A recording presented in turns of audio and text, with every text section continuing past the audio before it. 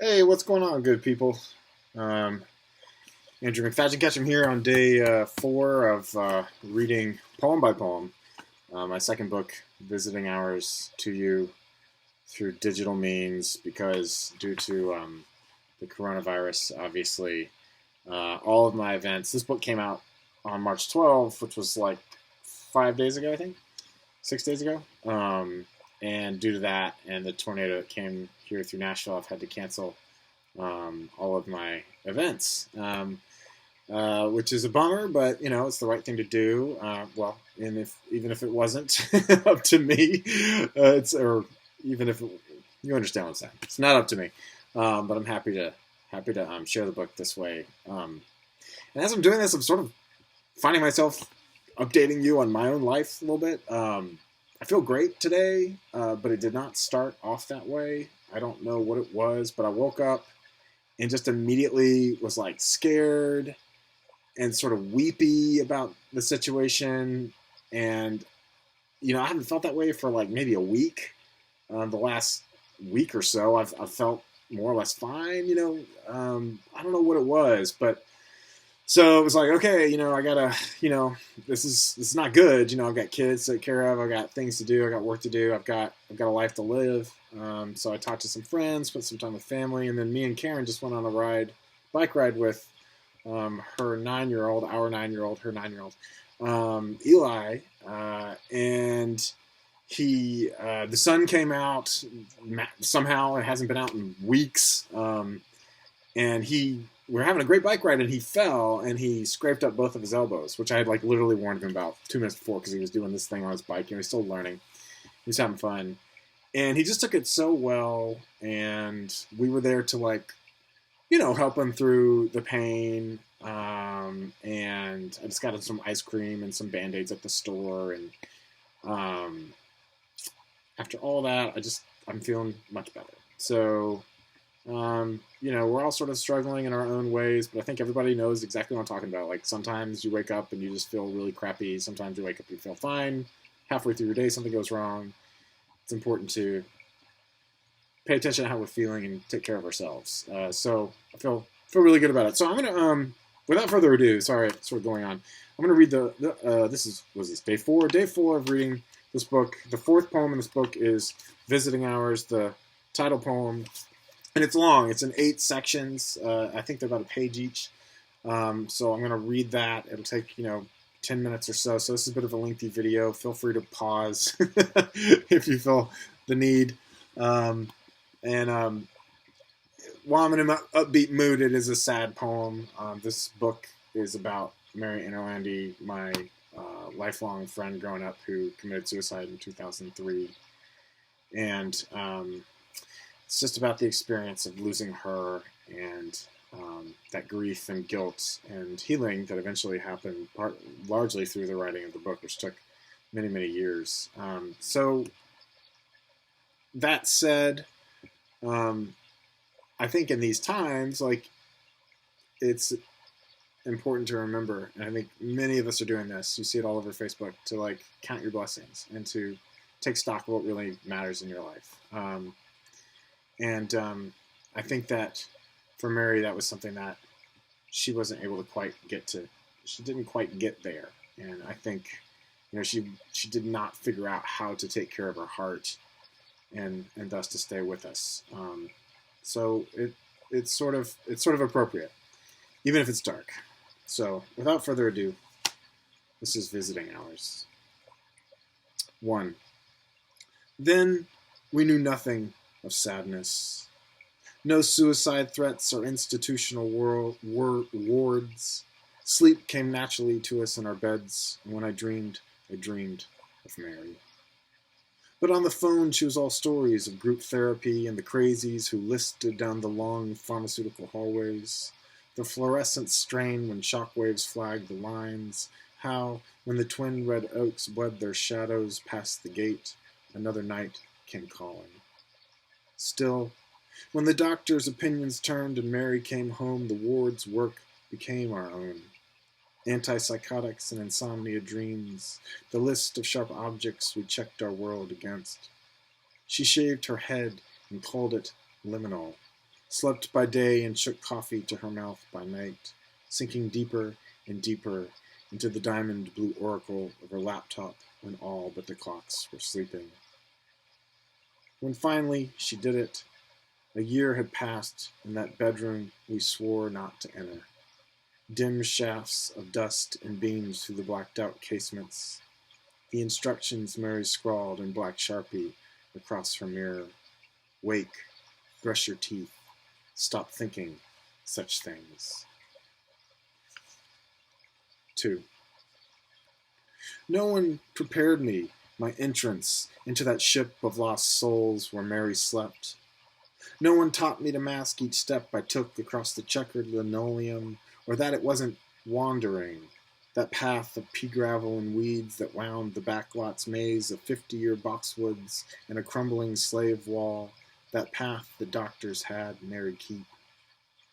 Pulling handfuls of bluegrass and henbit, I brought her back to childhood's game of hands.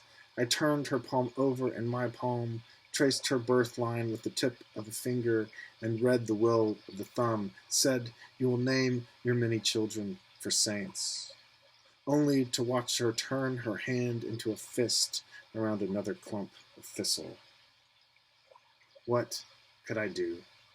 I, nothing but a boy dangling before her, searching for the words to summon the girl I once knew from the girl she had become.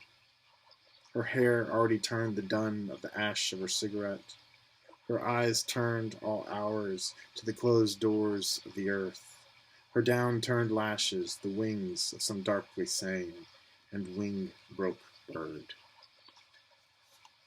3. Her oversized t-shirt, her paint-spattered jeans, bras hung like fourth notes from the bedpost, prison bars of light, then dark, then light again cast by the south-facing window. None of it seemed real. I, a member of the perfectly sane, allotted his single hour. So I took it all in.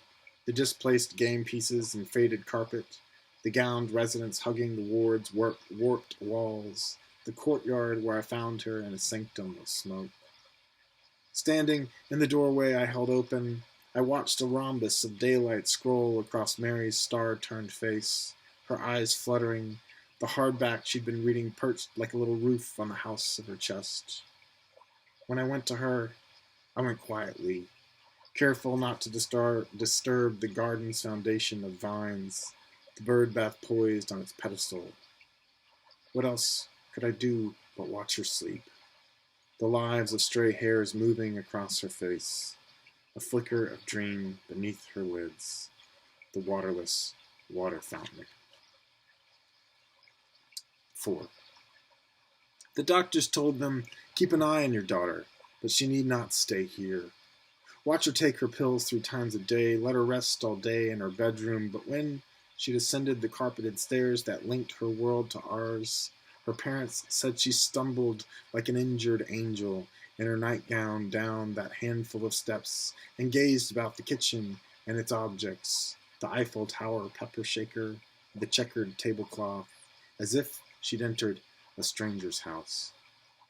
That's when John posted his list of chores to the refrigerator door, and Beth began to plan Mary's return to college, the writing gig at the local paper, not quite enough to fulfill the dean's requirements.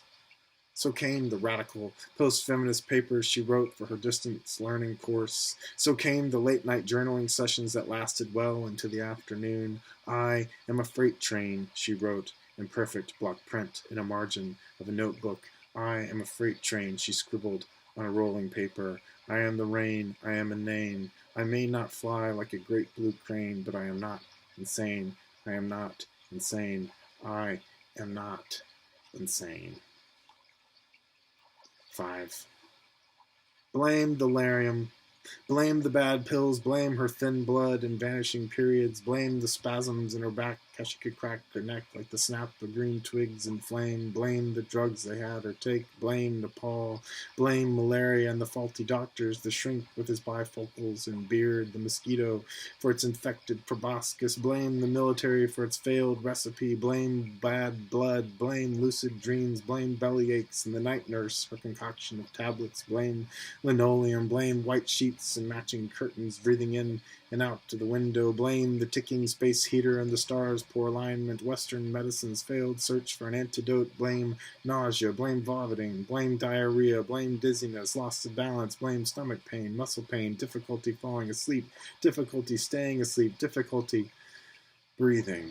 Blame the rash and seizures, blame the rash of seizures, blame rain, blame the sun, blame a loss of feeling in the toes, confusion and forgetfulness, blame the radio's bad signal, blame passenger planes, power lines, transformers, blame shaking in the arms and legs, panic attacks, blame hallucinations, blame the parking garages, easy access, blame the voices no one heard but she, blame visions, blame waking dreams and miscommunications, blame the thoughts of suicide, blame her legs that did the leaping, blame the beautiful, blame the mosquito, its hunger, blame Nepal, blame the Larian, blame anything but me. 6. Who's to say a star-sprent sky didn't warp or flex above the foothills that night? Or that any kind of light at all broke free of the clouds to knife its gloom across the snow-banked rooftops and empty lots of Blacksburg, Virginia's 3 a.m. All I know for sure is the clamor the cordless made from my desk, the gin and tonic headache I woke to, my sister's voice like static. This was my final semester of college, hawking Rolling Rocks and hoagies to professors and ROTC at a deli a block from the power plant. On Fridays, I'd kneel in rubber gloves to cleanse the massive industry of Steakums and Kraft powdered Alfredo for an extra under-the-table 5. Then I'd clock out to fight the gales of wind that gathered speed between the dormitories and halls before finding my seat around the conference table of amateur theorists. But I have no idea what 3 a.m. this was, or whether the westerlies howled or bayed as my sister's words caromed the complicated wound of my ear. All I know for sure is how slowly the receiver fell from my hand, the dent it left in the hardwoods, how the lights in the hallway snapped to life, and my roommates floated from their bedrooms and their nightclothes like angels. Who knows what else happened that day? I've read a platoon of American boys led a night raid on Kabul and came back men. I have no doubt the thermometers ruptured at the county airport with cold. Somewhere, it's certain, God made another of God's billion daily revisions of the world. But what did any of that matter anymore? All I could see was you, the ledge, all that snow, your mother clenching the blue bedsheets in her sleep, your father holding his head in his impossible hands, the calls he has to make. 7. That first morning, I wandered my apartment as if I'd never listened to the warming of its foundation or the buckling of floorboards, the wan dust and debris of everyday life floating in columns of daylight through the east windows. When the train whistle cooed its sluggish way through town, a motley crew of wintering crows lifted like paint fumes from my backyard. When a roommate's alarm erupted, a showerhead burst to life, and the coffee maker kept insisting, 12 a.m., 12 a.m., 12 a.m., 12 a.m. What else is there to say? What else recall? That first morning, it wasn't Mary that haunted me or her leap, but her father's words, diffuse and malformed through the telephone. That voice, once so certain, I held to my ear. I sat on the bed. I did nothing. I said nothing. I did everything I could. 8. Kicking pebbles on the shoulder of the highway, I I tested the wind's direction with a finger. The winds that came spoke of hoarfrost in fields. Commerce rumbled by on I-40. The street lamps burned their fishhook of light before the red brick Victorian, its locked double doors, its 100 shuttered eyes. Not a family member, not a lover, no guests welcome past visiting hours. I watched the night watchman doze in his A-frame of spit cups and hustler. I observed the roosting of birds, the library of stars above the trees that lined the county road where I had drafted my path over the high outer wall and through the just-mown grass, the method by which I'd scale the sanitarium, tap a finger on her window, whisper, "Mary, let me in." I still don't know why I've kept her so long in this house for the somewhat less than sane, where they kept her a mere 24 hours. A 2 hours drive from her bedroom where she hid herself the year before she died. That December home from college, I'd park across the street from her house, warm my hands by the heat of my Nissan Sentra's 4 cylinders, and wait to catch a glimpse of Mary in her window. More than a decade since she killed herself. Still, I don't know why. She spent a year in college. She climbed the mountains of Nepal, helped raise schools for the poor.